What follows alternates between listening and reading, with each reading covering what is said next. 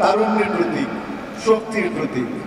বাংলাদেশের উন্নয়নে, বাংলাদেশের যে কোনো আন্দোলনের সংগ্রামে সবার আগে কিন্তু ছাত্রলীগকেই দেখা যায়।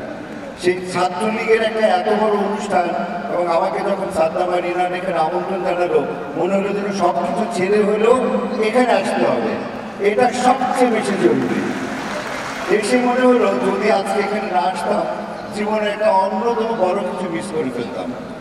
আজকে যে আয়োজনের জন্য এখানে একত্রিত হয়েছি, আন্তঃ ক্রিকেট টুর্নামেন্ট। বাংলাদেশের 64টা ইউনিভার্সিটি থেকে স্টুডেন্টরা এসছে, মনে হচ্ছে যেন এক টুকরো বাংলাদেশ। 64 জেলার প্রতিনিধিত্বই করছে অলমোস্ট।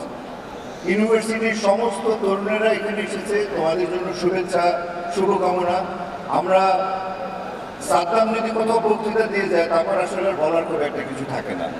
সাদ্দাম গুছিয়ে কথা বলে, ইরান দিক নির্দেশনামূলক কথা বলে, রিয়াজ আদম কথা বলে ভালো, আর আমাদের নারী ক্রিকেটার যে আমাদের ক্যাপ্টেন জ্যোতি অল্প কথায় এসে একটা ছক্কা মেরে চলে গেল। তো সেই জায়গায় অনেক বেশি কথা বলার দরকার নেই। তোমরা যেভাবে চলছো এভাবেই চলবে, এভাবেই আমাদেরকে আরো সামনের দিকে এগিয়ে নিয়ে যাবে। তার জন্য কিছু ত্যাগ করতে হবে, তার জন্য কিছু বর্জন করতে হবে। অনেক কিছু অর্জন করতে হলে কিছু বর্জন করতে হয়। তার মধ্যে অন্যতম বর্জন হচ্ছে মাদক। আমরা মাদকটাকে যদি অ্যাভয়েড করতে পারি, তবে আমার কাছে মনে হয় আমরা আমাদের এই তারুণ্য নিয়ে, আমাদের এই উদ্দীপনা নিয়ে, যৌবন নিয়ে, জীবন নিয়ে অনেক দূর এগিয়ে যাবো ইনশাআল্লাহ। কারণ আমাদের সামনে রয়েছে এমন একজন নেতৃত্ব, আমাদের বঙ্গবন্ধু কন্যা জননেত্রী শেখ হাসিনা। তিনি কিন্তু ছাত্রলীগকে ভীষণ ভালোবাসে, সেটা নিশ্চয়ই তোমরা খুব ভালো করে জানো। যে কোনো অনুষ্ঠানে ছাত্রলীগের প্রেসিডেন্ট সেক্রেটারি তার পাশে থাকবে, এতে করে বোঝা যায় যে তোমাদের স্থান তার কাছে কতটুকু।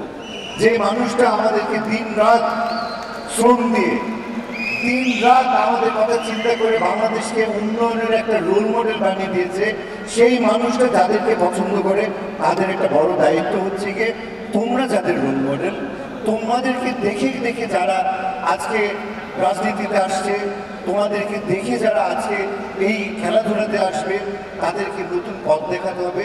তোমাদেরকে এমন কিছু উদাহরণ সৃষ্টি করে যেতে হবে এই দুনিয়াতে, যাতে করে সারা জীবন বাংলাদেশের সবচাইতে পুরনো এই দলকে, এই ছাত্রলীগকে যেন মানুষ আজীবন শ্রদ্ধা ভরে স্মরণ করে। তোমরা সবাই ভালো থাকবে।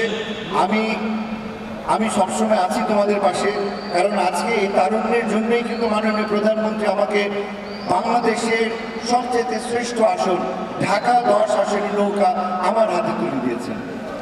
আর আমার বন্ধু বিপ্লব, ব্যারিস্টার বিপ্লব এখানে আছে, আজকের বিশেষ অতিথি মঞ্চে আছে, আজকে অনুষ্ঠানের প্রধান অতিথি আমাদের আরেকজন বন্ধুবর তথ্যমন্ত্রী আরাফাত ভাই। আমাকে যেদিন মাননীয় প্রধানমন্ত্রী বিপ্লব সাক্ষী, আরাফাত যদি সাক্ষী, আমাকে যেদিন মাননীয় প্রধানমন্ত্রী নৌকার কনফার্মেশন দিয়ে দিল যে আমাকে নৌকা প্রতীক দিয়েছে, সেদিন আমার পাশে ইনান আর সাদ্দাম ছিল। তাদের দুজনকে বললো তোমরা কিন্তু এর পাশে থাকবে। সেই থেকে ছাত্রলীগ আছে আমার পাশে, ইনশাল্লাহ আজীবন ছাত্রলীগ থাকবে আমার পাশে। তোমরা ভালো থাকবে। খেলাধুলা এমন একটা ব্যাপার যে মানুষের শারীরিক স্বাস্থ্যের পাশাপাশি মানসিক স্বাস্থ্যটাকে সুস্থ রাখে। কারণ খেলাধুলা আমাদেরকে কম্পিটিটিভ একটা অ্যাটিটিউড করে দেয়। আজকে এই যে আসবে, এখানে বন্ধুত্ব তৈরি হবে, এখান থেকে বিভিন্ন ইউনিভার্সিটির সঙ্গে বন্ধুত্ব তৈরি হবে, কিছুটা প্রেমও হয়ে যেতে পারে, প্রেম হবে, ভালোবাসা হবে, বন্ধুত্ব হবে, এই নিয়ে আমরা সামনের দিকে এগিয়ে যাব।